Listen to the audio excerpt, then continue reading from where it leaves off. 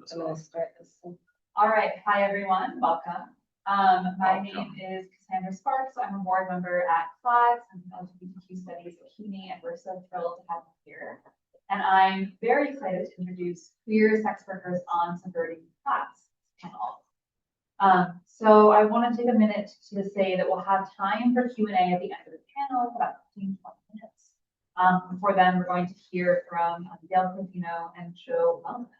So I have the pleasure of introducing both of our panelists here. Dale Corvino, a Landville Literary Fellow, found his voice at the Underground Literary Salon, Dean Johnson's Reading for Filth, recounting his youth as an object of longing and interactions with sex. Joe Weldon is the author of the Burlesque Handbook and Fears the History of Overprint. She is the founder and head mistress of the New York School of Burlesque. There were two other panelists that were supposed to be here, but were unable to be here. So we have Dale and Joe to represent this panel.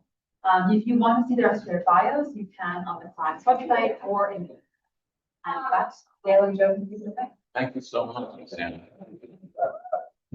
Hi everyone, welcome. So here we are, and we'll go to the first slide. It's just a little preface about the tenor of this particular panel. There is this phrase, nothing about us without us, which actually originally came out, as I learned, out of the disability community, because like folks with disabilities were kind of tired of being discussed instead of invited to participate.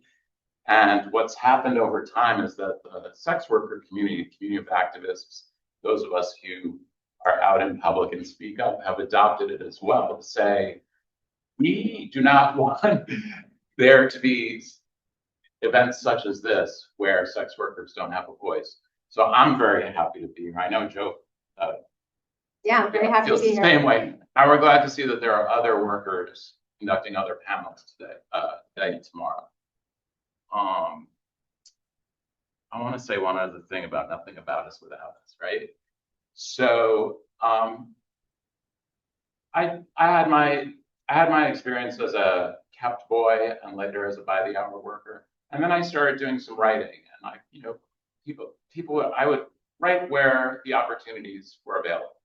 So I did a blog post for an obscure, no longer existent sex worker blog called The Horticulturist, about representations of male sex workers in comic books, the most like niche topic you could imagine, right? Seen by tens of eyes, possibly. Right? But somebody who did see that article that I wrote was the editor of this huge academic textbook called Male Sex Work and Society. It's a literal brick. And it's all these academics from all over the world. It's kind of a survey of studies of sex work populations in Dublin, in London, in the global South. Comprehensive. They came out with this book. It became like a staple of gender studies programs. And somebody said, hey, there is not a single voice of sex worker in your massive volume. So the second edition, they approached me on the basis of that blog post. So it's a crazy story that like this super niche, obscure blog post led to me having an academic credit in the second edition of Male Sex Work and Society. Was it a niche topic? Still, absolutely. But I got to talk about some serious issues about representation of male sex workers in media. And I submitted, I'm not an academic, I have an art school degree. I submitted my chapter and it was peer reviewed, as all of the chapters are peer reviewed. And I had no notes. So I just want to say, like, that's my object lesson of nothing about us without us. And Joe, I'm sure you could talk about nothing about us without us as well. Yeah, I mean, one of the interesting things about that aspect of being an activist for me was when I was first beginning as an activist, it was like in the 80s, and I was not out when I went. So I would be in there talking about sex work, and I would have to do media analysis of other people's pieces about sex workers that didn't have sex workers in them. And then I started to, people would argue with me because I was coming from a sex workers' rights perspective. And finally, I just started saying, I am a sex worker. I did the deed for money yesterday. Like and it was just that kind of like, and oddly, once I was out as a sex worker, they didn't stop discounting my voice. They kept telling me I didn't know, my experience was too limited. I was brainwashed, and often my favorite, you're not really a sex worker, that one.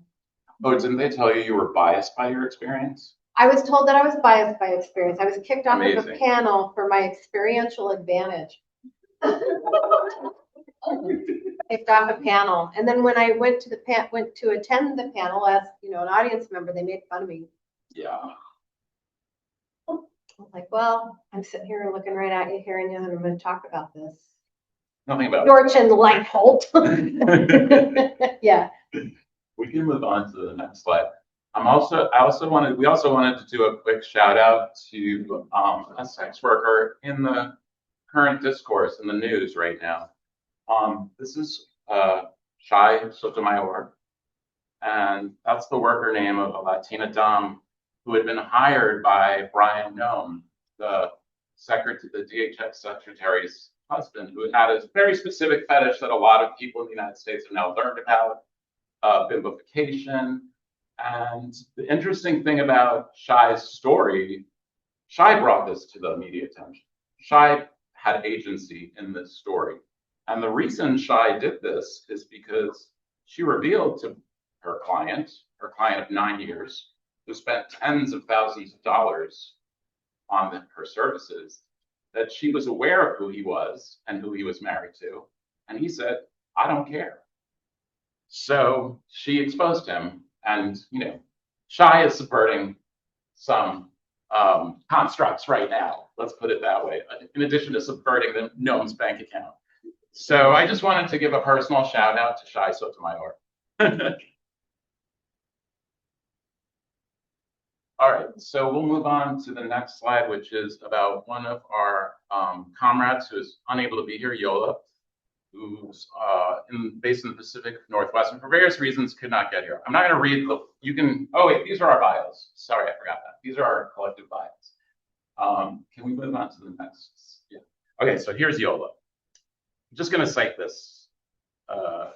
Yola cites Dean Spade in Administrative Violence as the way the state uses IDs, records, and databases to kill those it cannot categorize. In the transactional space of sex work, the state labels Yola's body as a glitch. But Yola will argue that when the state refuses to recognize our labor, or our gender, the act of selling sex becomes a form of anarchist survival. So let's bookmark that.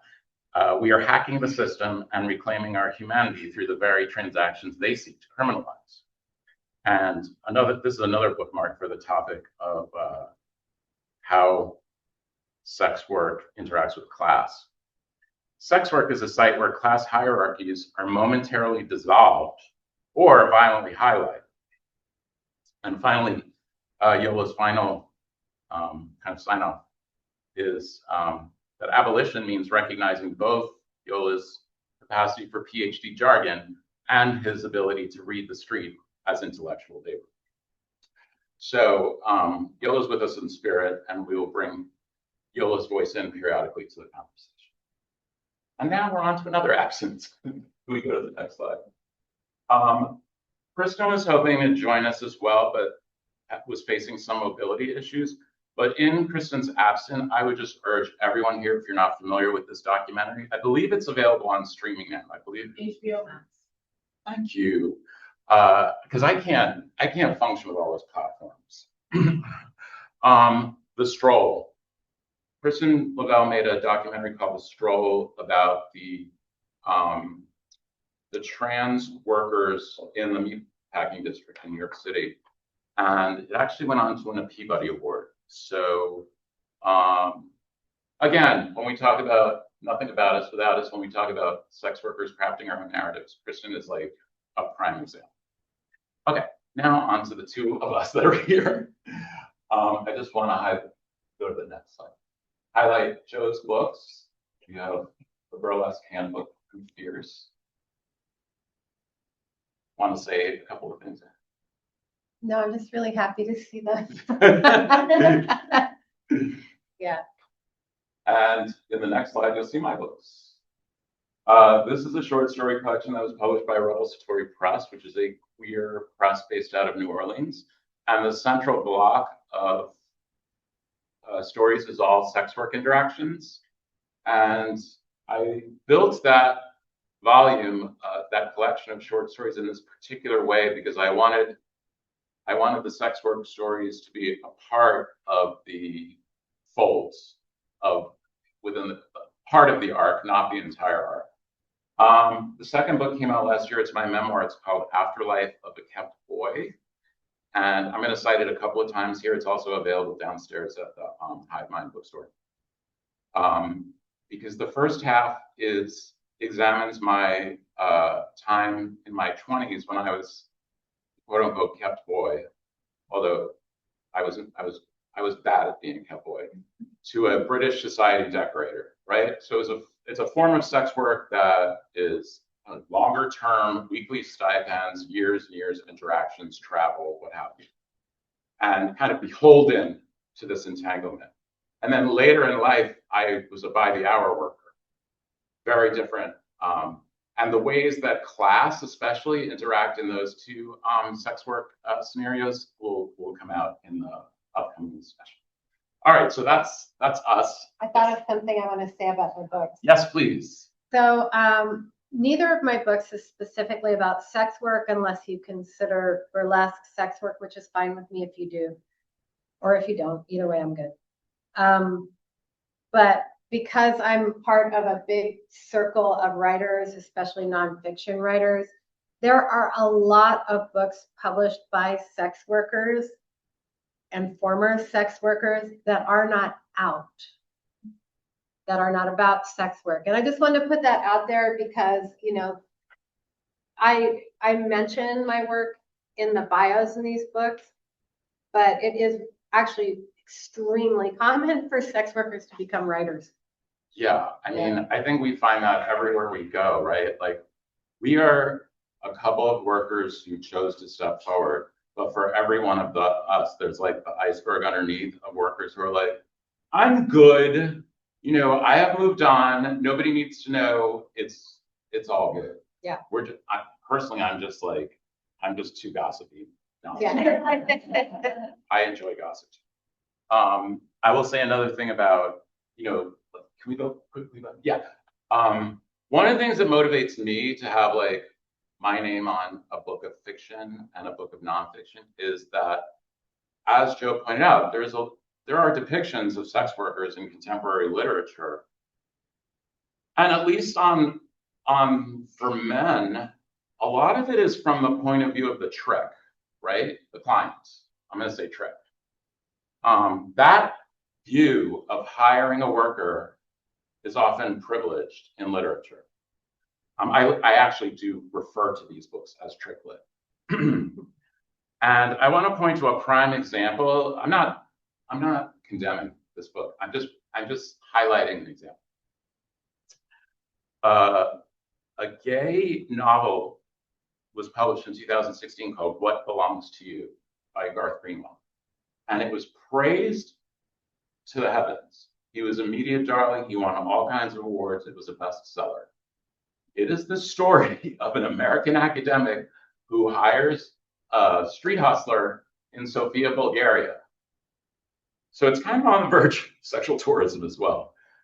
The main character is the narrator, who is the trick, and the sex worker ends up kind of like sick and dying in the end.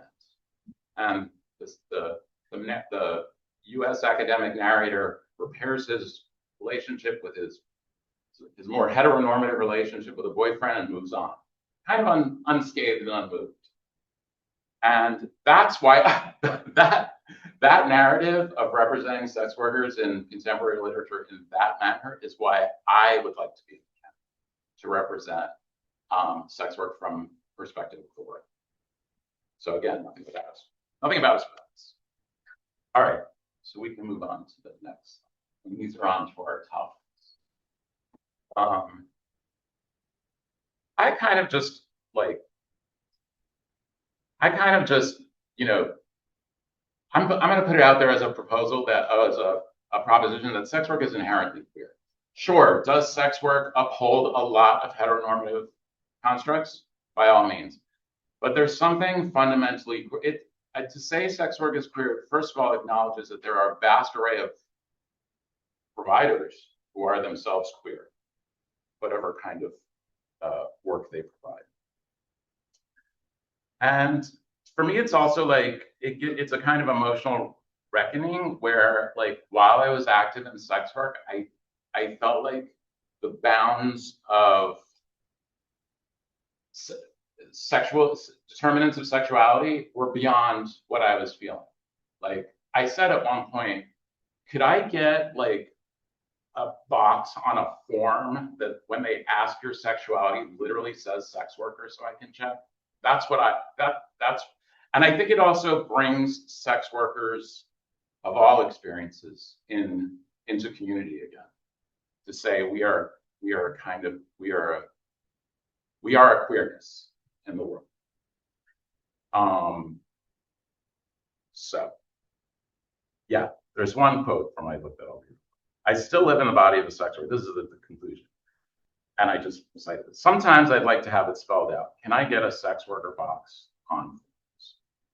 So as much as we often seek to like,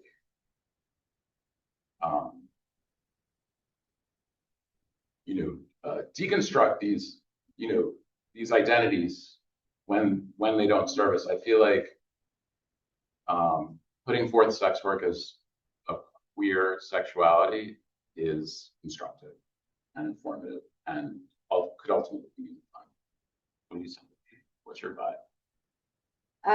Well, it makes a lot of sense to me. And also, once you've been a sex worker, sometimes there develops a thing.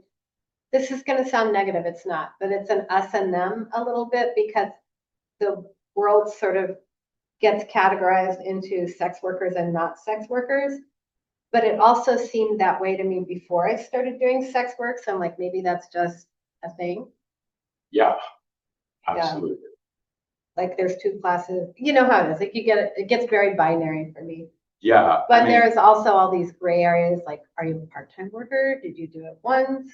Do you do it like for a month, every year? Yes. Is it how you pay your rent? Is it, whatever. So but there's a wide array of levels in there of involvement. Did you engage in sex work for some time and then flip to being a client? Ooh, that's my favorite. Yeah. They're good clients. But I also feel like I'm out of the game for a long time. I'm definitely retired. But I still feel like I pick up on trick energy in just social settings. And then here's that quotation from Yola, which is that sex work is a site where class hierarchies are momentarily dissolved or violently highlighted. So we'll get into like the class discussion as well. But the next slide is going. Oh yes, does sex work subvert or uphold capitalism? Does anybody have any answers? Yes, no, maybe, both. I'm landing on yes and both somehow. And I have a lot of feelings about this because, at the time that I was a active by-the-hour sex worker in the early 2000s, so like early internet era, and like the internet changed my life in that way, like made this career possible. I literally did my work out of AOL chat rooms with like a suggestive screen name. And I felt like I was conjuring an income out of pixels, right? Like all I have to do is get on in this chat room, this AOL user created chat room, this corporate identity, AOL, is providing me with this user created chat room that was called the Companions Room, where I could meet men who would pay me for an hourly encounter. And I was part of the queer underground. It was the Bush administration, right? So I was part of the queer underground. I wasn't gonna claim my cash income and pay taxes to the government for bombs.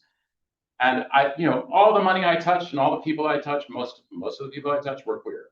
And I really felt like I was like subverting the norms of the early 2000s.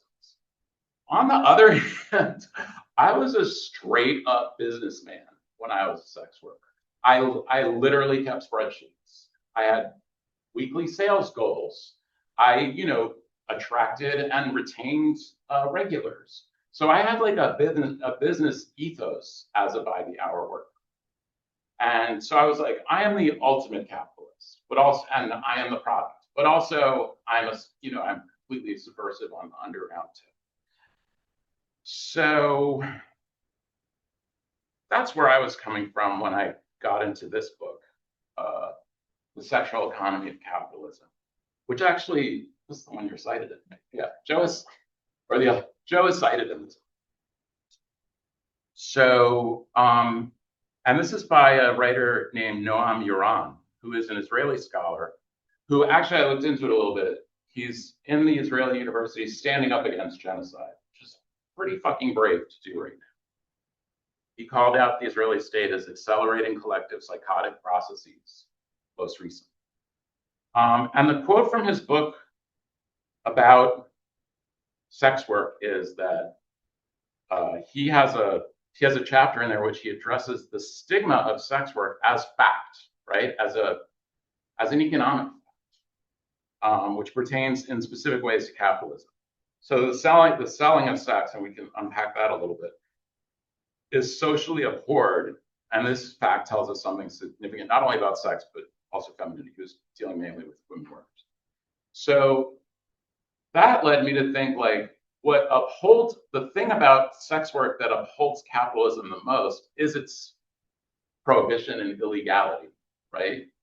Which opens up a whole topic of conversation about like a different approach to decriminalization, a different approach to what would it be like if, I've seen glimpses of what sex workers do in community, when they're in community. They support each other, they share information, they share clients, they provide childcare for each other. They do all sorts of social and communal acts, which often the messiness of sex work, which is inevitable because it is still an underground, in most of this country, an underground act, often gets in the way of and becomes problematic. So that's been my take on this kind of question that has been dogging me for a long time. Like, does the practice of sex work uphold or subvert capitalism? What say you, Jeff? Both, yeah. Yeah. It's hard not to. But it's a part of the informal economy. And I read this book, and I cannot remember the exact name because I wasn't thinking about it when it came in, about sex workers, psychics, and number runners. That's the name of the book. And I've also been reading a lot of academic work on informal economies and how they operate. And so that's what I feel like I'm part of. Yes. And so the informal economy is hard to measure. It's hard to tax. It's hard to commodify in certain other ways, and it's also prohibited from being commodified in certain ways by laws, by, terms of service, that kind of thing. So I think it's doing both in different arenas. Agree. Also, like, I just want to say that, like, and this comes up in my memoir, that I felt stalked by a very particular question. Nobody actually came out and asked me this directly. Maybe one person did, but I heard it a lot. It's like a question that had a lot of currency in media. It's a question it's kind of a moralistic question, I think, that was, and kind of melodramatic too. Like, how could you sell your body? How could you sell your body? Right? Just struck me as so melodramatic. And I really gave that question a lot of thought. Like, how could I sell my body? You take it home. Well, yeah. Even when I was kept, right? And I liken the feeling of the most despairing feelings around being kept by a man who was, well, he was a British society decorator, right? So he had wealth, he had status, he had like wealthy clients. And he also had like some history of colonialism in his past. And I likened it to feeling colonized. Like I am colonized by this man in my most despairing moments. But colonialism is like a system of oppression, not like a singular transaction like selling, right? So when I started doing by the hour sex work later in my life, I was late to by the hour sex work. I was in my 30s, although everybody license was 5 years younger. And I was like an old bull kind of compared to a lot of the younger providers. I remember looking up from like a particularly busy Friday night, right? Like where I'd done like back-to-back calls. And that question stalked me once again. Like, how could you sell your body? And I thought, this is what you said. I thought about it and I was like, you know what? It's more of a rental. Yeah. So if any of you ever face that melodramatic framing of sex work as selling your body, think about rental. We can go to the next slide. Okay. So these are some of the questions that are like kind of raised by this conference in general: performances of class, gender, sexuality, and race within sex work. And I'm going to talk about class first because this is very specific to my experience. So I'm going to read one bit from the book. So just for context, in my 20s, I'm an Italian American born in Brooklyn, right? But to this British society decorator, I was an Italian prince. And then as a by the hour sex worker, I took a different approach to my ethnic heritage. I developed a baseline identity, a bisexual Italian guy from either Brooklyn or Long Island. I modeled my speech on blue-collar types, mechanics who drive in early from Long Island in their vans and go from one job to the next, men who fixed things, men who had the right tools for the job. It wasn't so much that I put on an accent, I just summoned the speech patterns of my hometown, which I'd spent years trying to erase. I thought of myself as one of these laborers, a fixer, a technician, a mechanic, or maybe even a utility worker on the night shift. The decorator had been an Italophile, so sexualizing my heritage was familiar ground. He projected his fantasy of a dissolute Italian prince upon me, but for escorting, I went for more blue-collar persona. So I have this very specific experience of like engaging in sex work modalities in two different kind of class identifications, even though both are kind of fake, right? In fact, all class is fake. Class is a construct, and the only real thing in the work is touch, because as it turned out, the wealthy British society decorator who had it, with whom I had been entangled for years, after his death, I came to find out that he was literally an imposter. I mean, he was British, but he was the son of a groomsman who was not an aristocrat, but who modeled, through his dress and his attire and his speech, aristocratic modes, and convinced a whole city that he was a wealthy, established aristocratic. So I was beholden to a class construct which was actually fiction. And then as a by the hour worker, I had more agency over it. So I hewed to a more blue collar sensibility, maybe a little more authentic, but also put on at that time. So yeah, what I want to say about class is that sex work definitely has the ability to reinforce hierarchies, but it also has the ability to deconstruct. Let's see. I agree. Yeah.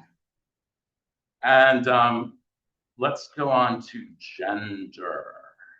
Gender is interesting for me too. This is me. But when I was by the hour, as I mentioned in what I cited, I marketed myself as bisexual. Right? And technically true, like I dated women into my 20s, so yeah, maybe you know, but I was in my 30s at that point, so we were well past those dates. But bisexual was good marketing to my mostly gay clients. It was hot for them. You're bi, that's so hot. You know, it tracked with the blue collar identification. But it also brought me occasional calls from women and especially male-female couples. And this is where it gets interesting. Like, despite the fact that it was a marketing ploy, I went on these calls with more than a few calls for cuckolding. And for some reason, they were all in New Jersey. I literally think there is a heat map of desire of the tri-state area from which I can inform. The cuckolds are in Jersey. The married kinksters are on Long Island. Park Avenue has a lot of like sugar daddy, sugar babies who want a third, you know, once in a while. Anyway, so of all these cuckoldings, there were 3 distinct cuckolding experiences, and one was like very scripted, like I was breaking into the house. But anyway, there was one that was less scripted. It was in a hotel room by the airport, right? And I'm in this hotel room with this couple, and I'm getting into it with the wife on the bed, and the husband is watching from the chair, like literally the cuck chair in the hotel room. And it was a moment in my 3 years as a by the hour worker, where I felt the most objectified, right? Like, holy shit, this straight man's gaze upon my body right now is intense. Like I could feel the exploitation. Like it was crazy. And it was also like I said to myself, maybe no more of these cuck scenes, but also like I got him off. Like him watching me was what got him off. So what was his sexuality in that moment? How did transaction alter or conditionalize his sexuality? So I always think of like there's a little bit of bendiness in, you know, sexual identity when you're in the transaction space. You say. Oh yeah. I can also talk about race. This is a super uncomfortable one for me, but I'm going to get into it. Because I was approached by Black clients who were into racial humiliation, right? And as a provider, my ethos was, I will do whatever. I learned kinks. I literally Googled kinks. Oh, you want me to tie you up? Yeah, let me learn a bow knot real fast, and I'll come over and tie you up with con ropes. You know, I learned kinks on the job. Racial humiliation, I used to say my tagline was like, I'll do anything short, right? So racial humiliation fell within that purview. But when I got to the scene, I found that it was deeply uncomfortable, which made it doubly uncomfortable because now I'm like, I'm a provider, and this Black client, I can't give him what he wants. Like I'm refusing service. Like and this is all consensual, and this is all, you know, this is all like laid out. There's no surprises. There's no uncertainty. This is what this man asked for. So like that, it was destabilizing. It was like literally destabilizing to me. I can't satisfy this particular, I can't put my comfort aside. That's what I thought to myself. I can't put my comfort aside. So it kind of haunted me for years. Like at a certain point I said, you know what, maybe I can't do everything. Maybe there are, you know, other providers who are happy to do this. And I knew some. But fairly recently, I had like a non-transactional, like totally consensual and just like a hookup with a young Black guy who asked for the same thing. And okay, let's get into it. And afterwards, we're like, you know, oh, that was hot. Well, you know, we're having the wind down. And I was like, I just gotta let you know that like I've faced this before. I didn't like delve into whole sex work. I've dealt with this before, and it kind of made me uncomfortable. And you know what he said to me? He said, it makes me uncomfortable too. So I see in those moments, and this is coming from somebody who just disclosed to this room how happy I kind of like put on ethnic stereotypes for sex work, right? I understand that like kinks and fetishes can, has a power to like to go into taboo topics, to process trauma maybe. I feel like for some of those people who were asking me for race play, part of it was to process some trauma. And just to explore difficult topics that you couldn't explore in other contexts. Ultimately, I feel like it just says it comes down to this, like, is class is a fiction, race is a fiction, right? We have to contend with the realities, but these are constructs that are, these are fictional constructs that are harmful, with harmful manifestations in the world. So that's what I got out of my like, short interactions with racism that I wanted to share with you. So you have, I also have on here, like, I like to talk about adjacencies to sex work, whether it's like, what are we caretakers? Are we performers for the stage? Are we athletes who have like a limited range of like, performance capability? Are we therapists? Some of us are more, some of us are more so those things than others. Yeah, I mean, for me, it depends on different environments and things. There were definitely a lot of babysitting people doing cocaine. Yeah. That, like watching people do cocaine for hours. Yeah, so more on the caretaker tip. Yeah, but also like, I've been in a lot of different fields of sex work, a lot of different aspects. So I've had different, like, I had a friend one time that was like, why don't you do, these long-term gigs? Like, where long-term? I have regulars still. But the thing about, going and traveling with them and staying for multiple days and all that stuff, they're like, why don't you do that? I'm like, I love the hourly structure. I love being done. Yeah. I need that boundary. So there, sometimes the boundary would vary depending on the type of work I was doing, the client, how well I knew the client, that kind of thing. So for me, whether or not I would be a caretaker for an individual would be a boundary. Yeah. Whether or not I would hear their problems would be a boundary. Yeah. And I might refer them to someone else that I know, like, I have a friend who likes to do long gigs, travel gigs and everything. And I always referred people to them. I was like, I'm not going to do this. And it gets a lot of money. I was like, have at it, take me to dinner because. Fully relatable. Yeah. I mean, like, which by the way is illegal. You know this, right? Yes. It's a felony to make a referral, even though it's a misdemeanor to do the deed. You're pimping. You're pimping. Yeah. I'm fully relatable. As a kept boy, I felt like I was performing a prolonged role, right? And as a by the hour worker, I adopted a persona for an hour and watched the clock. I love that boundary. Yeah.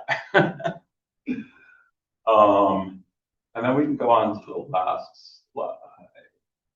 Yeah. We're up to Q&A. How are you on time? We're good. Okay, good. So we'll open it up to the floor for any questions about topic at hand. Any illuminating thoughts about whether sex work upholds or subverts capitalism? Oh, I'm not gonna say it. I'm curious, as like seasoned professionals, I think like something that always pops up in conversations I have with people in this line of work is about pricing, right? What price, I guess it's like pricing consent, or is it pricing like physical exertion? How do you map out in your brain? I price my attention. Like I will pay attention to you for this long for that amount of money. And then sometimes it'll be priced for an activity. It's like, will you do this? I'm like, for extra. But the main parameter is the amount of time they have my attention. It depends though. I've been in environments where I had more or less control. So. I'll tell a story about this because it's a funny story too. And it's a little sad. I had this guy from Hollywood, from LA, Los Feliz, who was like clearly I mean, if I had IMDb'd him, I would have known. I didn't, but I knew he was like in the industry, a prominent Hollywood producer, executive. And he hired me and he was like, "You're great. I want you to bring on a second," which is like, for me, a dream, right? I love bringing on another work. So it turns out that this very well-known porn star, whose name was Arpad Miklos, who's Hungarian, I just started working. So I reached out to him. I'm like, "Hey, do you want to do this double up with me?" Yes. So I'm like, a working Joe. Like I'm a by the hour worker. It's $250. If we go a little long, that's okay. If we chat a little long, it's fine. Arpad, the meter was running, right? And he was $300 an hour. And the minute he arrived, the meter started. So we have this session and it's a lot of fun. Arpad's being really goofy with me. He's like he's trying to crack me up. Like, and the client is thrilled. He's like, "You guys are like bookends." That was not true at all. Arpad was like way hotter. But anyway, he loved both of us. So then like the session, we're closing out the session and Arpad's like, "That'll be $1,200. And I was in my head, I was like, this is like a $250 gig.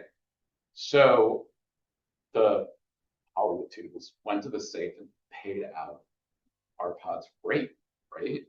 And then he was like, "Honestly, I don't feel right giving you any less than I gave him. So here's $1,200.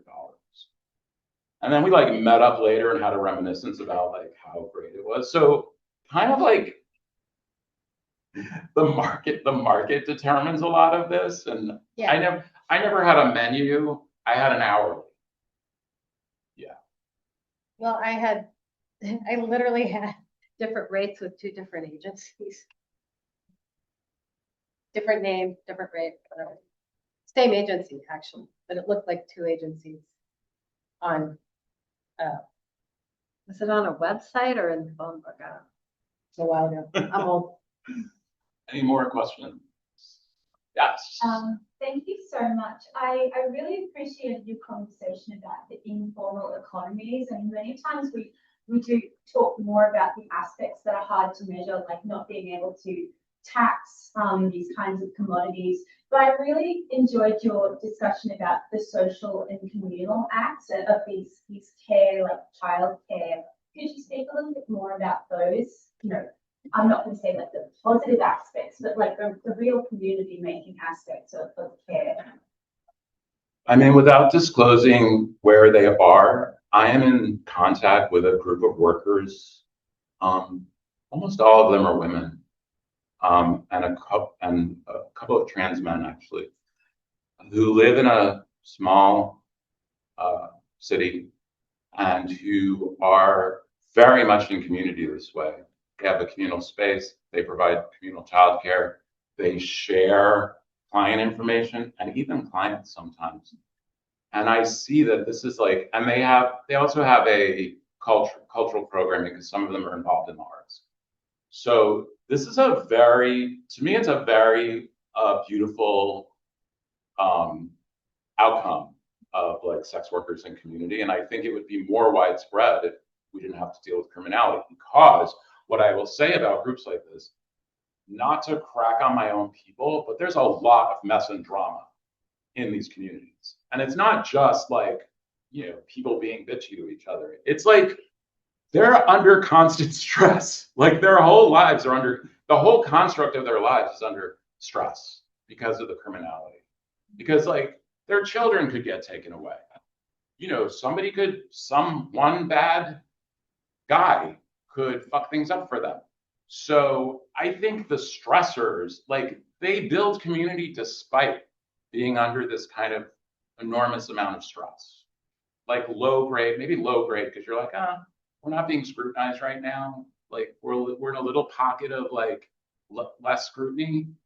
I was definitely less scrutinized as a male worker than the women I knew who were active working at the same time. And I was freaked out half the time. Hotel call, I'm not taking a hotel call right now. They're pulling stings in hotels.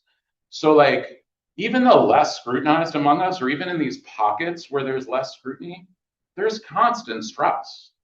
So I feel like those, like the beautiful things that could come out of like sex workers and community and truly subvert capitalism on topic are dampened by, the criminality.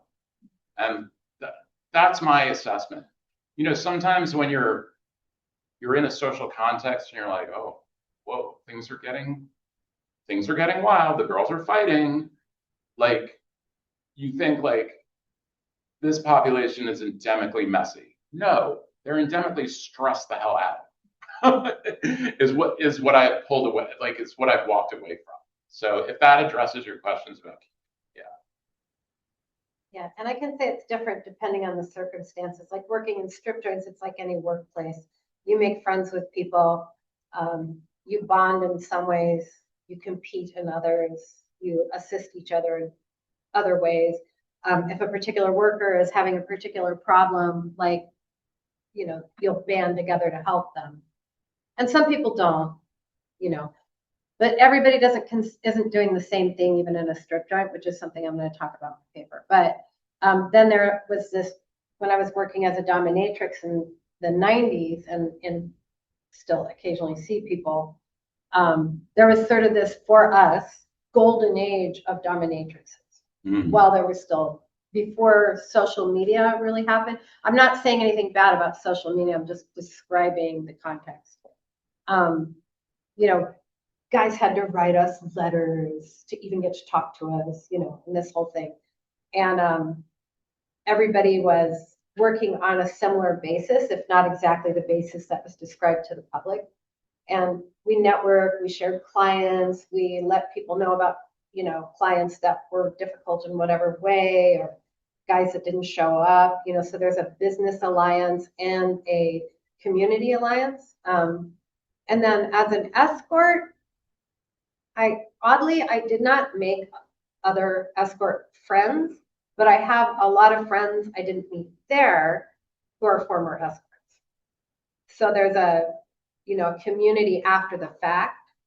And interestingly, like Dale and I agree on a lot of stuff that within the sex worker activism community, everybody does not agree. Everybody doesn't have the exact same agenda. There's the same conflicts there are in any community, but overall, there is a sense that we are treated much worse than necessary, and that it really sucks when it affects our families. And it really sucks. And family, I define both, blood and chosen. And also when it affects your future and your inability to get the next job. So we all understand these things very intimately. So I will also say that specific community that I discussed has a lawyer among them. I think that's kind of key. yeah. And also, like, I think about this, like, there's a movement to kind of like politely ask for decriminalization from the system that literally, like, if we're reading the writer that I cited, Yuran correctly, our oppression is a tool to uphold capitalist and capitalist norms, the norms of this particular cap. So, like, could you decriminalize us? It's just like we have to have another approach to it. Yeah, they're the kind of people that, like, you say you're hurting us, and they're like, oh, I'm so sorry, but they don't care. They're not going to change anything. They don't mean it. Don't follow up. I'm from Australia, and prostitution is legalized in Australia, and so even when it becomes decriminalized, they just become all of these other kinds of markers of state control and state surveillance. That doesn't actually diminish the violence on space or body. So. Yeah, I mean, I think that's the lesson the U.S. is learning writ large right now, right? Like, the surveillance state that's being built could be trained upon any of us at any given time. Well, I'm actually going to be talking about legal ones. Yeah, it was, without going into too much, it was one of the reasons that Yola did not feel safe joining us here today. Do we have any more? Yes. I feel like a lot of the things you've been saying circle around agency, especially in this, very capitalist culture where I would argue we don't really have all that much agency.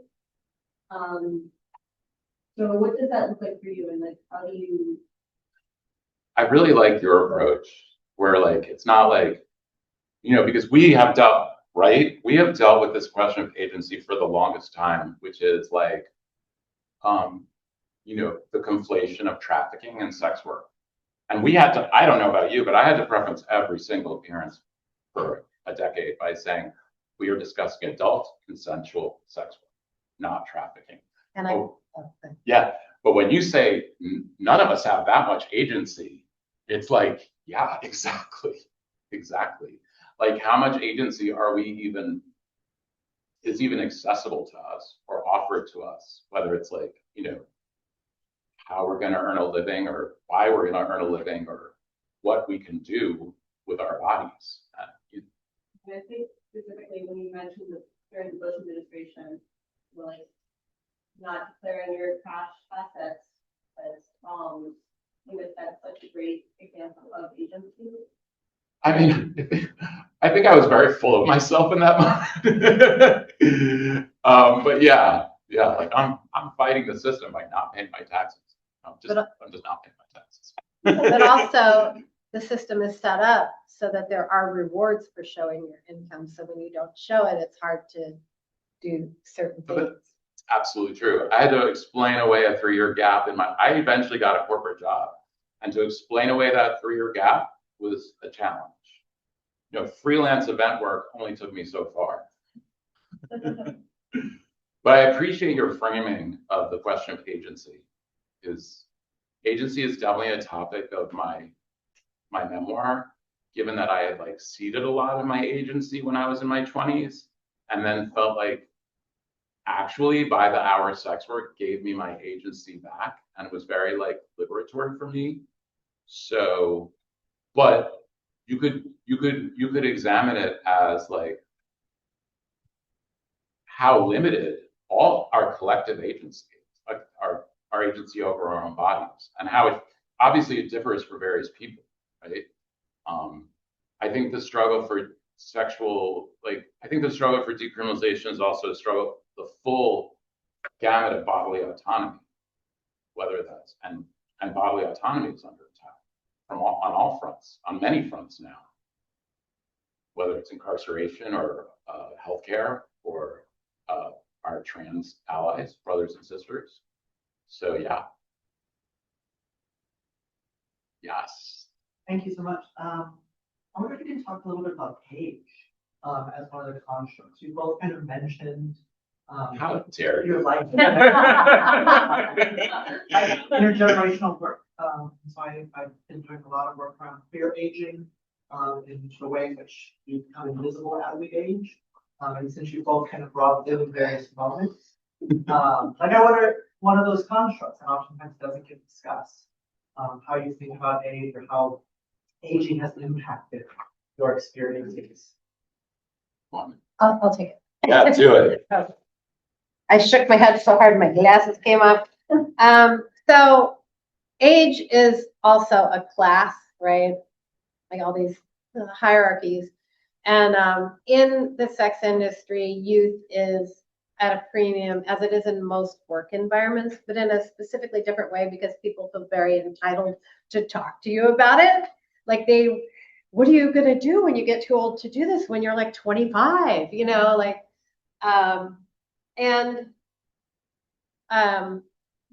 goal is not to, keep doing the same thing for your entire life. The goal is to have a future full of love and joy. It isn't to, still be hooking at 60 or still be bartending at 60. I think of sex work as, even when it happens during the day, as kind of like a nightlife job. It's a hospitality job, right? It has other things in it. It's not necessarily equivalent to those. But age is a primary factor in a lot of hiring decisions and a lot of people's interaction. Like, even like I'll have, my server, someone's bringing me a drink. I'm like, and that's not a lustful thing. It's like, their whole life's ahead of them, but I'm still get something out of them being young that I don't have is not a reaction I have to an older person. And I think in the sex industry, it's just very, very open. But you also have to remember that if people do choose to stay in it, it's not a matter of trying to be the single most marketable thing, which is young, right? Single most marketable. The single most marketable thing is young, but to find compatible clients. So you don't look for, the widest base anymore. You look for more compatibility with clients who want what you have to offer instead of trying to offer what the majority of them want. Does that answer? That's a great, I mean, yeah. Yeah. A lot of relation. I relate a lot to it. So, I also know, okay, maybe a little different from men in terms of age, because I came into the by the hour game close to 40, and I heard this a lot from clients. Like, I don't know why I was messing around with boys. I needed a man for this job. So, like, my age actually was an advantage. My age minus 5 years. Yeah. But also, I know providers, men in their 50s and 60s who are out working today. I could probably be working today. I just got other things going on. Yeah. So there is some longevity and props to the aging workers and aging in place sex workers, I guess. Okay. I do and I know there's a lot of discourse around gay men feeling invisible in their 50s and 60s. I'm not really feeling it right now, and it's kind of a blessing. I feel like maybe these generations of gays who came up in a context that I have a hard time understanding because I'm like a Gen X gay, like latchkey, like figure it out for yourself in the wilds. And these are like fully present and formed and aware of their sexual needs and desires at 23 kind of kids. And thankfully, a lot of them have daddy fixations, and I'm here to serve. So I knocked my rates down to 0.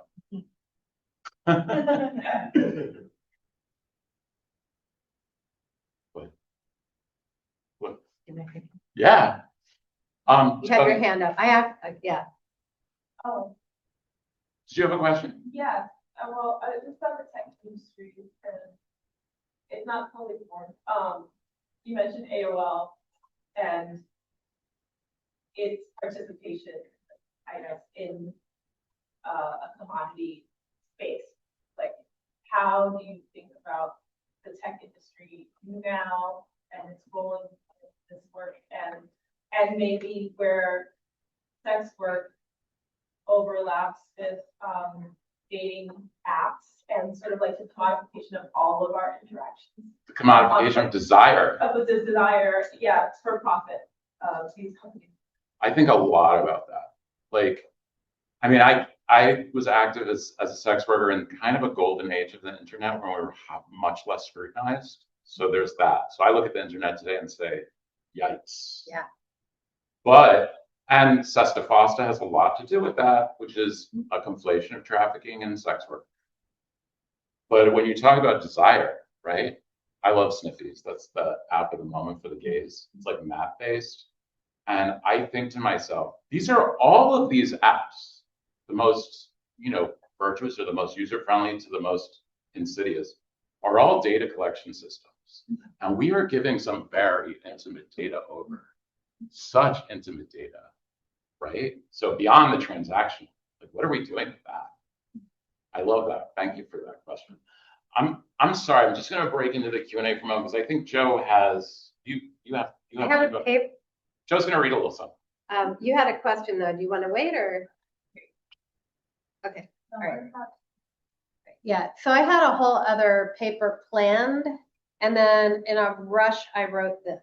So I started thinking about hierarchy, and so I'm going to talk about that. And what we'll see. We'll see, because this is written very fast. But here we go. In 1858, New York City physician William Wallace Sanger published a book called The History of Prostitution, Its Extent, Causes, and Effects Throughout the World.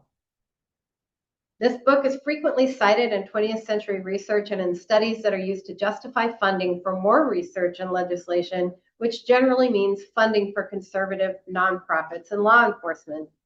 And I would say because this book is so easily accessed online via the Gutenberg Project, I suspect it's often also used and cited, if not formally cited, by a lot of TikTok and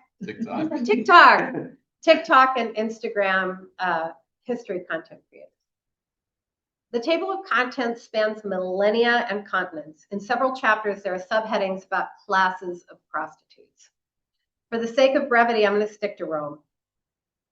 Sanger describes a complex system of regulation in Rome that established the license, these would be the only legal workers, called meretresses, the singular is meretrix.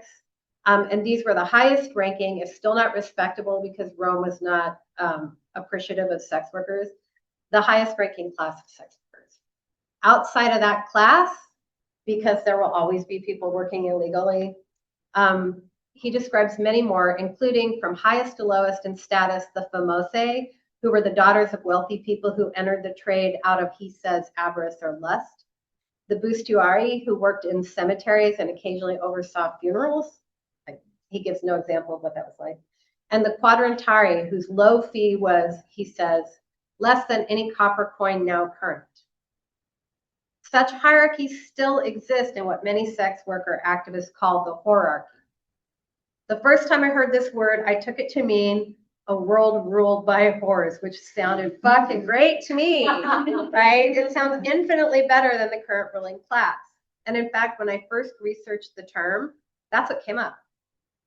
In the archives of the New York Times, George Templeton Strong, who was born in 1820, used the term to describe how, in his lifetime in the 1830s, New York City's 5 Points was so densely populated by prostitutes that they dominated the culture there. He also referred to the area as a not to Vegas strumpetocracy. Strumpetocracy. I don't think he meant it as a compliment, but he had a way with words. When used by the contemporary sex worker activist community, the term whorearchy is a wordplay on hierarchy, not monarchy. As described in Sanger's book, certain classes of sex work are deemed more or less respectable and are more or less privileged within the generally underprivileged class of sex workers. The hierarchy is often structured with the workers who are perceived to have the least physical contact with men and who are paid the most, being at the highest level, such as online models and dominatrices. Having been a dominatrix, we do have more contact than is advertised, but. And then the workers who have the most physical contact, such as full service providers, are in the lowest hierarchy of social respectability. But if a worker makes a lot of money, like an elite escort, their status may be higher than, say, a low-paid street worker. The hierarchy is also partly based on whether or not the work is criminalized. For instance, full service is criminalized, although I actually had the most contact with police raids, arrests, and fines when working as a completely legal strip joint stripper. I'm aware of these hierarchies in a particular way because of my extremely broad experience in the sex industry, beginning in 1980 and continuing until the occasional regular I still see. I've worked as a streetwalker and an elite escort. I've worked as a stripper in everything from tiny biker bars to huge corporate gentlemen's clubs, and I've worked in those both as a house girl, meaning that's where I work, and as a touring headliner, meaning I traveled through and worked there for a short period of time. I've been a dominatrix, a porn model, and a fetish film actor in both lesbian and heterosexual media. And I have to say, I always wonder if you can call it heteronormative when you're kicking men in the balls, but it's definitely heterosexual. I'm a burlesque performer and instructor for those who consider burlesque a form of sex work or consider burlesque to be at least sex work adjacent. In every one of these sectors, I've been made acutely aware of each sector's place in the whorearchy hierarchy. Furthermore, I've noted that there are hierarchies within every hierarchy. For example, I bring you the convoluted strip joint hierarchies I experienced from 1890 to 1995. Now, I came of age in a white Christian nationalist middle-class suburb. The vast majority of the people around me presented themselves openly and cheerfully as heteronormative, sexist, racist, and homophobic. They thought that the kids who were shot at Kent State got what they deserved and that Nixon didn't do anything anyone else didn't do. He just got caught. I'm bathed in these people. But in high school, I had intense romantic crushes on girls. I dyed my hair for fun, I had eccentric taste in clothing, and I was completely cognitively incapable of dressing normally, which is a problem that remains. I was vigorously bullied for being queer. Now, in most environments, people don't immediately clock me as queer, but when you're around a group of people for several hours, 5 days a week, they get to know you, right? So I was continually verbally harassed and was on occasion physically assaulted. I was thrown down the stairs, slammed in the lockers. I eventually ended up going to another school where I had the same problems, but to a lesser and much less violent degree. I managed them by dressing even more outrageously and being in people's faces about it. I figured if I was going to be harassed anyway, I might as well wear clothes I liked, so I dressed as unlike my fellow classmates as possible. I was a punk, and punk is a style that referenced sex work. They slut-shamed me, and I slutted it up. As soon as I graduated from high school, I headed away from the suburbs to the city, where I had previously found some comfort at the Rocky Horror Picture Show. I made a few half-hearted attempts to work outside of the sex industry, but I already knew where I really wanted to be. God bless Millie Saints here. My queerness had been interpreted as sexual deviance and sexual promiscuity even before I was sexually active. And I wanted to go where such deviance was a way of life, and the clothes were great. It was spandex heaven. Once I was working there, ironically, at a place called the Classy Cad, I found out I was right. I was among my people. Now, I would never describe the sex industry as a safe place. But it was a safer place for the aspect of me that endangered me everywhere else. Okay. I was able to date across genders without being an outcast or having someone try to cast demons out of me. I told you I was raised by Christian nationalists. And I was never felt physically threatened by my peers. I mean, there were, fights sometimes, not bullying. So in 1980 in Atlanta, strip joints were not chic. When people found out I was working in strip joints, nobody said, oh, I've always wondered what it was like. 1980. There were no stripper influencers. Pole dancing was barely a presence. Pleasers hadn't been invented yet. And no celebrities or bachelor parties came into the clubs. Men came in alone, and strippers lied about working there. It was a secret for everybody involved. That means the bartenders, the managers, the DJs all lied about where they were working. The obvious hierarchies of race, colorism, age, gender conformity, and body size were openly and unashamedly enforced by management. Within this single club, there were additional hierarchies, which were partly informed by the previous hierarchies, but not entirely. There was day shift and night shift, with day shift considered the lesser, even though more money could often be made there. Newer dancers were more desirable to many customers than the veterans, perhaps because they were considered less damaged. The dancers who worked occasionally versus the dancers who were fully reliant on the job were considered less desperate and therefore more dignified. Okay. There was a very hard line between dancers who turned tricks with club customers and dancers who did not, and so on and so on. It was like the head of a Romanesco cauliflower, a fractal, a pattern that kept repeating itself, and every hierarchy has another hierarchy. How am I in time? You have like 1 minute. Oh, you're kidding. All right. So the hierarchies abound, and I describe these. I'm going to just come to the closing here, which is I say, I came out of all of this convinced that the single most subversive thing, the queerest thing to do is to refuse to be ashamed, and also to resist the appeal of status. You don't have to resist getting it. Resist identifying it. Understand, as I understand, the amount to which my privilege has informed me on occasions when I was working under extremely high levels of status. All right. And so my goal is to collaborate in an attempt to free all sex workers from shame, oppression, and violence, and to reach across those boundaries of the hierarchies whenever my privilege deems I need to do it, and whenever a person has described how they want that help to look. Right. But basically, I think that you can subvert class in the sex industry simply by resisting Status. status. Yeah. Status. That. I'm so glad that you took these prompts and like crafted that, Thank you. because that's, I mean, it's like informed by your experience, like the range of your experience, and also like gets to the heart of something super important about Yeah. status.